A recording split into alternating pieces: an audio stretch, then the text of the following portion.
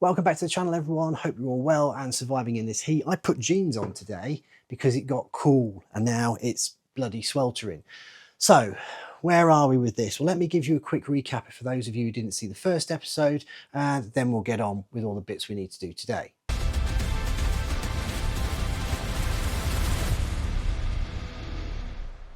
So I bought this Citroen C1 as a private entry from Copart.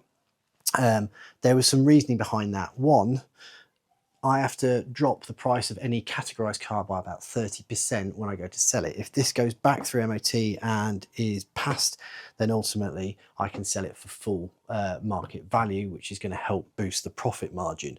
Money, money, this money, money, that profit will make me wallet fat. Previous episode, we stripped the engine apart to get the new wet belt system on there, and I gave it a really good thorough degrease because it was covered in oil where somebody had run it with the cap off and it had basically just sprayed everywhere. And that was about it, and it was quite a long video, and I didn't explain in detail that reasoning behind why I bought a private entry, so I'm sorry for that. That was me being an idiot, and I hadn't done recording for a while, so I think I was just getting back into the swing of it. The other thing I didn't tell you is how much I paid for it.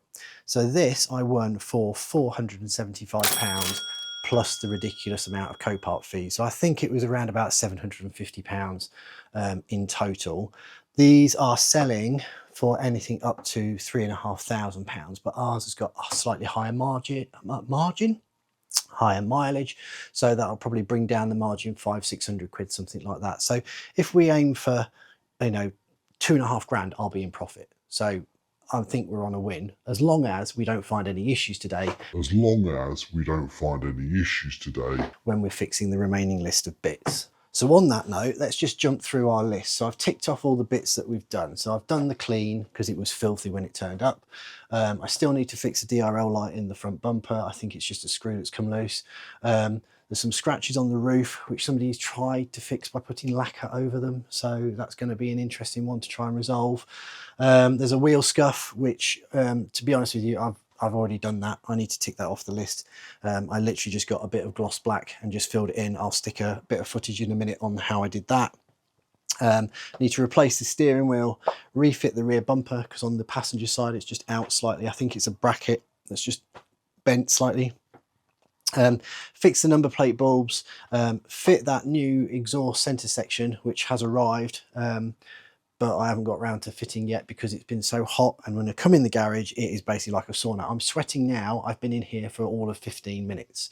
But yeah, we'll get that centre section of the exhaust fixed because the flexi pipe is all corroded and it's blowing from there. That could be the cause of why it failed on emissions.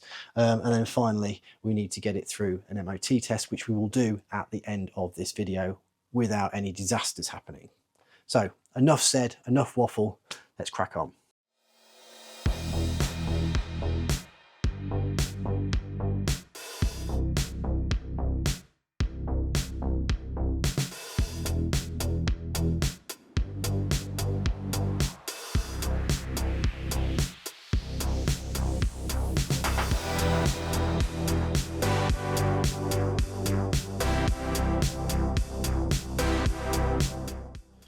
Right, so you see that bit of footage of me just swapping the steering wheel out. I watched it back a couple of times and realised it was pretty boring, so I thought I'd give you the summary and make it a bit more interesting. If you look in here, and hopefully this is in focus, here you have a pin, and there you have a pin. And what you basically have to do is take off this little cover here, and then on this side you've got a hole just there, and all you literally do is push something flat, while using a Phillips screwdriver as an example, but you push something flat through there, and if you can see, that pin moves. When you've done it on both sides, the airbag drops out, you've got one bolt in the middle, you've got a couple of clips on there and an earth. Take all of that off, and then literally you've got one nut on the center. Take this one off, put the other on, plug it all back in, clip the airbag back in, and that is as simple as that. So the reason why I've done it is because my OCD doesn't like that, because it has got a big chunk missing out of it. Somebody sort of sat there at traffic and just, I don't like that. It's really disgusting. So that can go in the bin. Next job.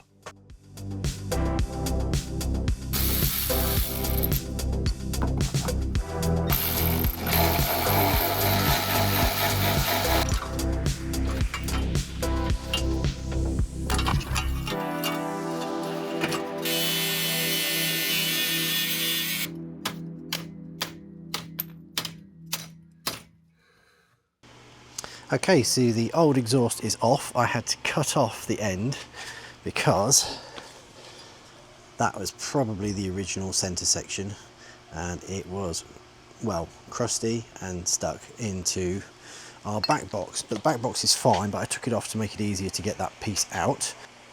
Now we have our new shiny one to go on. So the bracket that holds it onto the cat was basically the bolt, as you saw there in the bit of footage. It needed a bit of modification with the angle grinder. There we go, there's the exhaust all fitted. It was fairly straightforward, so I literally put the back box back on first, and then you've got that bolt in the middle, so I used a jack just in the centre of the car, lifted up the centre silencer on that point, and then just clamped the two clamps back on. So check, I've not got any blows. Oh, I think there's a blow from the front clamp. I don't think that clamp's on properly. In fact, I can even see stuff coming out of it. Right, hopefully you can see that. That is a new exhaust clamp just there. And basically that was the cause of my issue. The old exhaust clamp, the bolt had seized, so I cut it with the angle grinder. And then I put another new bolt through it, but it just wouldn't catch and hold it tight enough. So 10 quid later, new exhaust bracket. And I put a little bit of gum paste between the two surfaces just to give it that extra chance of sealing it. That seems to be okay now. It doesn't seem to be blowing, so we can tick that off the list. Okay, next job we need to look at is this DRL. As you can see here, it's hanging in, but just from the top, and the bottom bit is all loose. But I need to get into the wheel arch, and there's not a lot of access. Big old fatto me. So what we will do is we'll pull the car out of the garage, and then we'll have a look and see if we can't fix this. Houston, we have a problem. Yep, it's leaking oil. Literally just pulled it out to inspect where the DRL light issue was, which to be fair was dead simple. It had just come unclipped at the bottom. Oh, it had just come unclipped at the bottom, so took the wheel arch liner out and just clipped that back in. But I was like, where's that oil come from? And as I stopped, it was proper coming out. So I think the crank seal, which sits up there, I think that has failed. So what we're going to have to do is get the car back in the garage, get the wheel off, get the wheel arch liner off, and then figure out what the heck is going on and just pray that it's a quick fix. But I'm more than likely going to have to drain all the oil out of the car before I start looking at anything. Right, I'm recording this on my camera, on my phone, sorry, because basically the batteries died in the main camera and I spent so long sorting this out. So I stripped off the wheel arch, took the wheel off, disconnected the belt, and I've taken off the pulley. And to me, I'm a bit confused. It is either the crank seal there that is leaking, or is it that cover? Because there's loads of oil at the bottom of that cover as well. So I'm going to clean everything down and see if I see anything dripping. But the bottom of the seal is pretty grim. So, sorry, I'm at all the angles at the moment and I'm sweating to death. So it is, I think, the seal on the crank, because it's pulled around the bottom of that, and it would explain if it's spinning around quickly, it might be flicking oil up onto that plastic cover. But I'm going to nip the nuts up on that cover a little bit, see if they go any tighter, and I'm going to clean all this off, and then we'll see if we can see anything. The next day.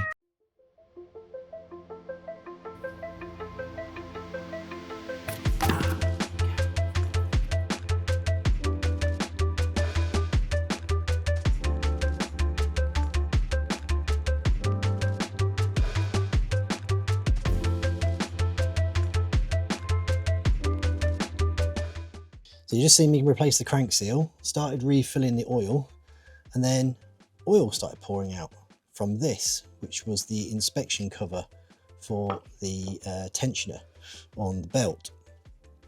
And yeah, it was basically like that. It was slightly twisted, and I hadn't done the 2 bolts up at the top fully. So lesson to myself, double check all the bolts before you put them back on. I was doing it quite late at night, and I think I just had missed it. So my fault completely. This is all fine. I've just given it a clean up, so I'm going to get it back reinstalled.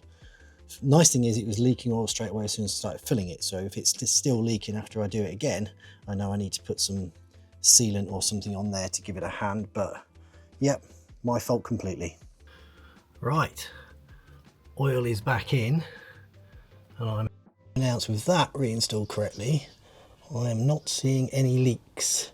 So I'll get the engine built back up on this side, and then we'll start it up. Right, that's all the pulleys and the belts back on. Last thing to do before I start it is take our locking pin back out, because I wanted to lock the crank while I was doing all the stuff on the pulleys. There we go. Tool removed. Let's start it up and see if we get a leak. So I left the key in the ignition overnight by mistake, and the battery is now flat. But we don't have to worry about that, because Topdon sent me out this V220, so 2200 plus jump starter, which if you haven't seen my review video on, you should go and have a look at it. I'll put a link up somewhere. This thing is brilliant. I powered my laptop off this for half a day because I forgot my charger when I went off site, and yeah, it works an absolute treat. So it should still be fully charged. Get the positive on, and this is really good, this booster, because not only does it work as like a battery booster pack, but it's also got a battery tester feature. You can install an app on your phone, which I have got, and it takes out the durability of the battery you're trying to jump. And I checked it on this one and it came out absolutely fine. So with that connected up, let's see if we can get it started and have no leaks.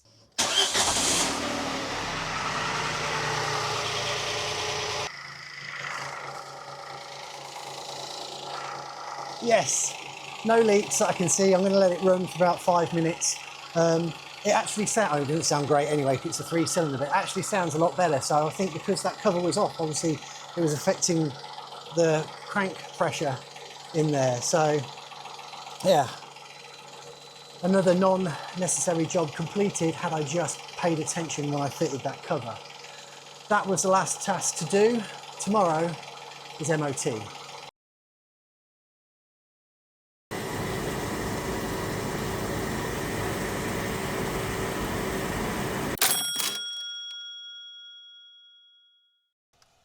Right, so just got back from MOT, and we passed. Not one single advisory. And I was talking to the guy at the MOT centre about how it failed on emissions previously, and the first thing he said to me, he said, did you put a full tank of E5 in it? Well, we did. That clearly has a massive impact on the emissions in these little cars. So if you have a 1.2 PureTech, there's your top tip. If your car fails on emissions when it goes for MOT, try sticking a couple of tanks of E5 in it and have it retested and see if that clears it all up. Now I'm going to take this down to the car wash because there's a hose pipe ban at the moment, so I can't clean it myself. Get it all cleaned up and then get some photos and list it up for sale. Okay, car's back from the valeters. They've done a really good job on it. It smells nice and fresh inside there now. One thing I just wanted to quickly go over, because I was doing a bit of the video edit last night and I realised I didn't cover the fact that I repaired these scratches on the roof, or concealed them. So they went basically right across here. You can't really see it now, but I basically put a light dabbering of paint over the top of it just to sort that out. Other than that, it's pretty much ready to go. So, and I put new number plates on front and rear just to kind of freshen it up. So I will get this. No, that's not the only thing I didn't tell you. This bit of trim here, this bit that was out, all it was I can swing the camera around to get the angle. Come on, camera, catch up. That, just that there, little plastic retainer was missing. So I just put a new one on and that sorted that out. So yeah, really happy with how the car's come out. I'm going to get some photos, get it listed, and hopefully it sells relatively quickly. And then we can move on to the next project, which I've already bought. Right, let's go through some costs. So the car and the fees came to £780. So it was almost double what I bid on with the Copart fees. Service kit, including all the bits, including that additional crank seal that I fitted, came to £328. Number plates were 20. Steering wheel was £23.20, including the postage. The extra key was £85. Exhaust plus that new clamp was 110. Keyring, I've just bought a keyring to put the keys together just because I think it's a bit nicer when you hand the keys over to the new owner that it's got like a branded keyring on there. It's just something I do. That was £6.50. Boot trim came to £18.84. That's the, I don't know if you saw it in the first video, but basically on the left hand side in the boot there's basically a bit of trim that goes around the gas strut. That was missing. I've been looking around on eBay for ages for them and they're about £40 to £50, and then the other day I found one for £18.84, brand new, so that's on its way. Road tax, that was £20. The MOT was 50, and then the valet was 45. So we have a total cost of £1,531.54, which I think is pretty good. Now, a big hefty chunk of that was the Copart fees, but you have to live with that, unfortunately. However, I've listed the car for £2,650 because that's what Motorway and a couple of the other car advertising sites recommended the price at. I will be happy taking 2.5 for it, so we're starting a bit higher. That's going to give me a nice profit margin of around about £1,000, and then we can put that straight into the pot for the next one. So the gamble actually paid off and I'm quite pleased with that. The car is now listed. Hopefully it sells quite quickly because then I can transfer the insurance from the Citroen over to the new car that I've just got, and we can get a video out on that. But for you to see that video, it would help if you could subscribe. It supports the channel, it supports me, and it helps helps me grow this kind of passion for getting towards a dream car, which is an Aston Martin. So again, if you wouldn't mind subscribing, that'd be greatly appreciated. If you did enjoy the video, give it a thumbs up, share it on social media, and I'll catch you in the next one.